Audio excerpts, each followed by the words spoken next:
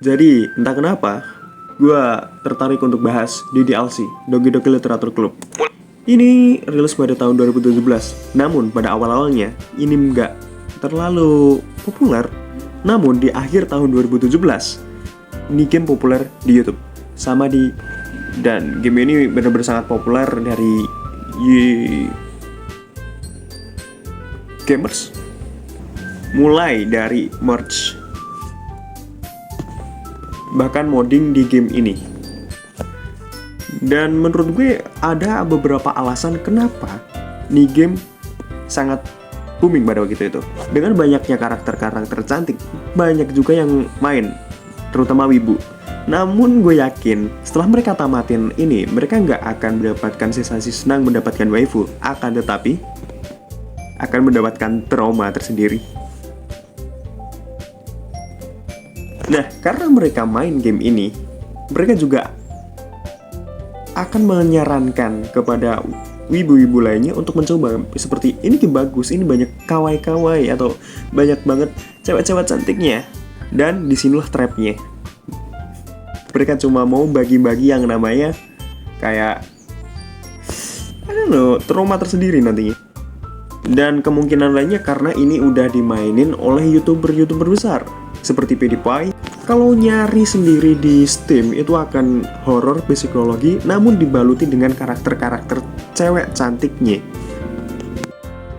Karena kenapa gue pengen bahas ini ya? Karena ini gue baru tahu kalau DDLC ada versi terbaru, tapi lebih tepatnya kayak DDLC Plus, yang dimana di sini banyak konten atau penambahan kontennya lebih dalam lagi akan karakter-karakter yang ada di dalam game tersebut. Ini sebenarnya menarik. Walaupun lo akan merasakan traumatis yang mendalam, gue yakin ini adalah salah satu game yang lumayan bagus untuk dimainkan. Untuk kalian yang belum pernah mencoba, ditambah lagi mungkin ada penambahan-penambahan inilah, gue juga pengen tahu sebenarnya apa yang melatar belakangi hal ini dari sudut pandang karakter-karakter yang ada.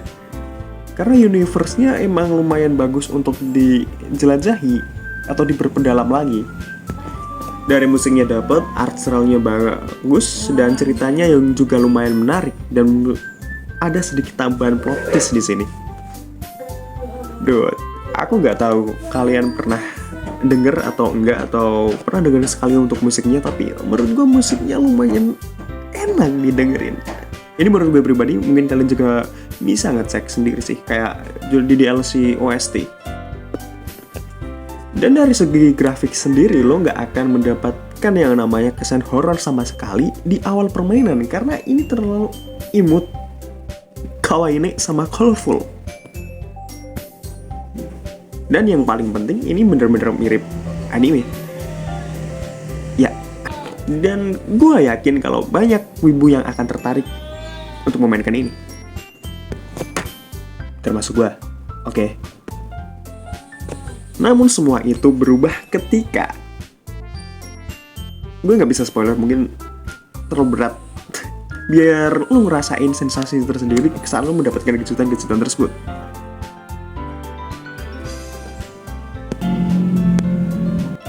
Ya maksud gue itu tulisan psikologi sama horor itu nggak mungkin sebuah jebakan developer kan. Maksud gue genrenya udah menetapkan kalau itu psikologi dan horor.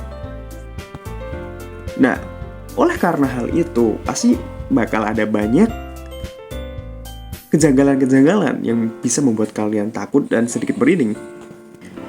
Ya, sesuatu yang unik ketika sesuatu hal yang harusnya bertabrakan, yaitu antara keimutan dan kehororan menjadi satu itu. Ya.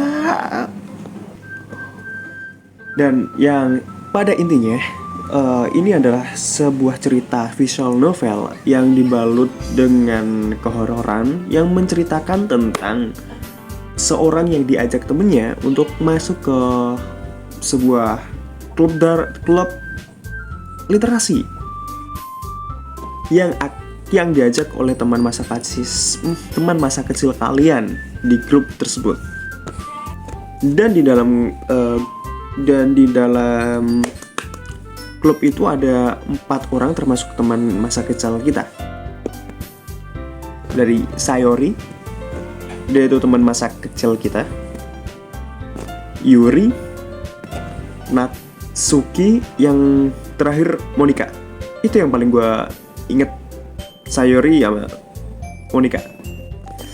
Dan bayangin ketika ceritanya berubah di bagian akhir, yang awalnya seperti cerita MC yang mempunyai banyak harem dan berubah menjadi cerita corpse party, namun dibumbui dengan sedikit plot twist di dalamnya.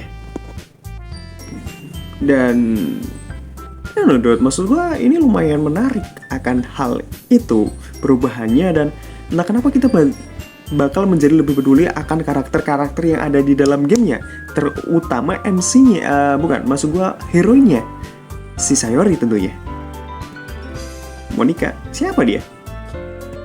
Dan yang tentunya lagi kita bisa memperdalam karakter-karakter lainnya yang ada di dalam video game, dan itu malah membuat kita menjadi lebih yang simpati.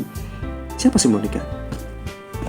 Semakin kita berinteraksi dengan mereka, semakin kita tahu akan apa yang terjadi di dalam mereka gitu kan. Dan itu membuat gue sendiri saat memainkannya merasa simpati. Siapa Monika? Yang ditambah lagi, kita akan diberikan seperti subquest. Maksud gue seperti kita akan lebih berdekatan terhadap, contohnya aja si rambut pink, gue lupa namanya. Yang intinya lo bersama dia membuat kue dan mungkin ngerjain tugas sama dia yang satunya lagi, dan itu membuat kita pendekatan. Apalagi ada sistem yang namanya kita mencet dan kita bakal tahu kalau salah satu itu mereka akan tertarik, ataupun yang bisa disebut puisi. Kita akan membuat puisi untuk mereka dan kita akan tahu apa ataupun kata-kata apa yang membuat mereka menyukai hal itu. Dan itu sebenarnya menarik, dan itu malah seperti akan mendapatkan ikatan. Nah, yang dimana ikatan tersebut ataupun pilihan-pilihan kita akan menentukan apa yang terjadi di kedepannya. Seperti kebanyakan visual novel. Nah, di pertengahan ceritanya sendiri, aspek horor yang udah ditulis di sana udah kelihatan di pertengahannya. Dan yang tentunya horornya sendiri gak main-main. Dan entah kenapa sensasi saat memainkan game ini malah kayak game Silent Hill yang Memories, yang dimana seperti kita memainkan game tersebut tapi kita kayak dipermainkan oleh game itu. Selain seperti lo diawasin, dan game ini kayak ngontrol laptop lo ya. Nah, di beberapa kejadian gue juga menemukan beberapa hal yang cukup mengerikan bagi gue sendiri untuk pertama kali main di tahun 2017 itu. What the fuck man, maksud gue ada hal distribusi yang dimana kayak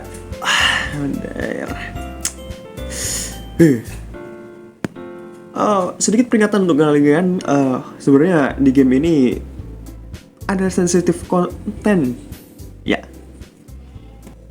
kayak budir, self harm, dan juga kekerasan. Ya, peringatan ini untuk kalian yang merasa tidak cocok untuk konten-konten tersebut. Dan untuk kalian yang merasa kalau itu cocok untuk kalian, what the fuck dude, sebenarnya apa yang terjadi sama lo? Saran gue sih gas aja, nggak masalah. Dari keseluruhannya, ini adalah salah satu game psikologi horor yang berbentuk visual novel dengan cute anime kawaii dan sangat bagus untuk dimainkan. Dan ya, walaupun ada beberapa orang yang nggak akan nyaman akan cerita yang ditawarkan oleh DLC, dikarenakan kebanyakan atau banyaknya, lebih tepatnya banyak sensitif konten yang ada di dalam game tersebut. Dan apabila kalau kalian suka dengan hal seperti itu, ya gue menyarankan untuk memainkan game ini. Dan seperti yang gue bilang tadi, kalian harusnya memainkan game ini tanpa mengetahui ceritanya tentang apa. Itu akan lebih enak kalian main kalau gitu. Akan hal itu lo bisa ngerasain rasa shock yang akan ditawarkan oleh game ini. Dan menurut gue sendiri, game ini lumayan sulit untuk dilupakan melupakan? Bagaimana lo bisa melupain kalau... Dan untuk kalian yang mau mencoba bermain game ini secara langsung, ya gue akan yakin 100% kalau ya lo nggak akan, lo sama kayak gue, nggak bisa melupakan dengan cepat. Dan untuk kalian yang mau untuk bermain, silahkan download aja di Steam. Setahu gue masih gratis ya. Tapi untuk DLC Plusnya gue nggak tahu atau gratis karena gue belum ngecek sendiri. Jadi, apakah kalian akan tertarik untuk bermain di DLC? So, bye.